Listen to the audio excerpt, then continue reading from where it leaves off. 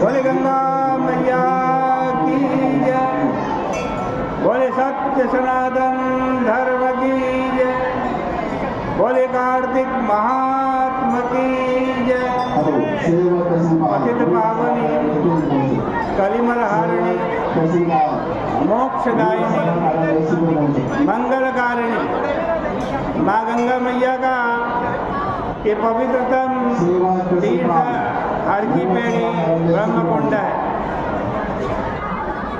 कार्तिक का पावन महीना आज से प्रारंभ हुआ। प्रथम अध्याय की चर्चा आपके सामने प्रारंभ करता है। श्री गणेशाय नमः। नारायणं नमस्कृत्य नरं चैव नरोत्तमं देवीं सरस्वतीं ततो जयमुदीरये। आरंभ में भगवान नारायण को और नरों में उत्तम नर स्वरूप अर्जुन को माँ भगवती देवी सरस्वती को व्यास जी को नमस्कार करके जय ग्रंथ का उच्चारण करते हैं। हमारे धार्मिक ग्रंथों को जय ग्रंथ कहा गया। ये विजय दिलाने वाले। देखो हमारे दो प्रकार के शत्रु, एक बाहर के शत्रु हैं, एक अंदर के शत्रु हैं। बाहर के शत्रुओं को जीतना आसान है और अंदर के शत्रुओं को जीतना बड़ा कठिन है। अंदर के शत्रु कौन है? ये काम, क्रोध, लोभ, मोह, मद, मत्सर, ये अंदर ही बैठे हैं आपके शत्रु। इनको जीतने के लिए हमारे जय ग्रंथ है। हमारे जितने भी ग्रंथ हैं, यदि आप उनका श्रवण करें, अध्ययन करें और तदनुसार अपना जीवन चलाएं, तो आप इन 6 के 6 शत्रु पर विजय प्राप्त कर लेंगे। इसलिए इनको जय ग्रंथ कहा गया। वंद गोपद कृष्ण वदस्त्रीणां विकासदे विद्युदां दिक्सुसन्देहे नवाम्बो यथा दधा। गोप नंद के कुमार श्री कृष्ण ब्रज की गोपियों के बीच में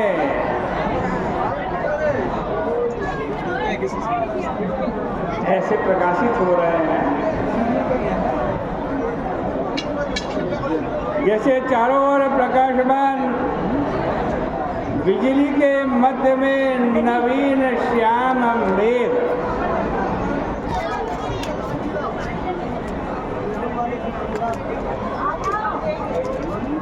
सौनक जी सूत जी से बोले, हे सुंदर व्रत वाले, आए हैं कलयुग को जानकर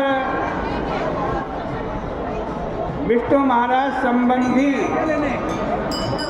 धर्म के उपदेश से नैमिषारण्य के अंदर रहने वाले हम लोगों की रक्षा करो।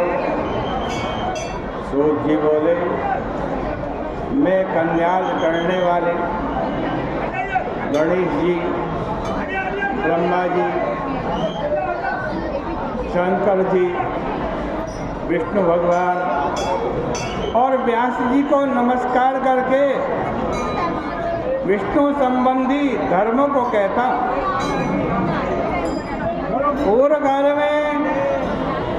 सतयुग के आदि में मुनि नारद ब्रह्मा के लोक को गए।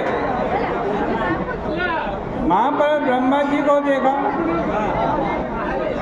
ब्रह्मा जी भगवान का ध्यान कर रहे थे।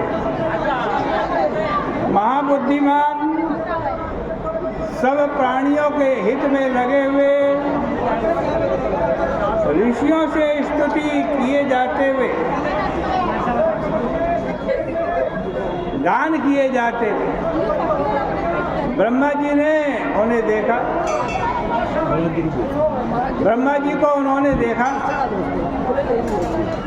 ब्रह्मा जी के चारों ओर अप्सरा, किन्नर और पुराण इतिहासों के साथ मूर्ति को धारण किए हुए चारों वेद, ऋग्वेद, यजुर्वेद, सामवेद, अथर्ववेद बैठे हुए हैं। वहाँ संपूर्ण नदी और 7 समुद्रों से, आज कहते हैं, युक्त करोड़ सूर्य के समान प्रकाश वाले वो सब थे। सब धर्मों के स्थान थे। सब लोगों के दादा ब्रह्मा जी को मुनि श्रेष्ठ नारद जी ने बड़ी नम्रता से प्रणाम किया और पूछने लगे कि महाराज, आप जानने वाले में सर्वश्रेष्ठ हैं। तुम्हारे दास और बहुत प्यारे सेवक मेरे लिए विष्णु संबंधी धर्म को कहो और विस्तार से वैष्णव धर्म का फल कहो, जिससे तुम्हारी कृपा से भगवान का श्रेष्ठ पद मुझे प्राप्त। और कार्तिक महीने के महात्मा को भी विधि पूर्वक कहो, क्योंकि सब महीनों में कार्तिक का महीना श्रेष्ठ है। कार्तिक महीने में स्नान का, व्रत का, नियम का, भजन का महात्म्य विधि पूर्वक मुझसे कहो। ब्रह्मा जी बोले, सब लोगों के उदय के लिए तुमने बड़ा अच्छा प्रश्न किया है। हम तुमसे कहते हैं, क्योंकि हे नारद जी, तुम्हारे समान कोई वैष्णव नहीं है। हे नारद जी, जो कोई वैष्णव को वैष्णव धर्म देता है, उसको समुद्र सहित पृथ्वी दान करने का फल मिलता। एक ओर से कुरुक्षेत्र का वास और पुष्कर क्षेत्र का वास, हिमाचल का वास, और एक और कार्तिक मास है पुत्र। यह कार्तिक माह का महीना, इसके स्नान के, दान के पुण्य से बड़ा कोई पुण्य नहीं है।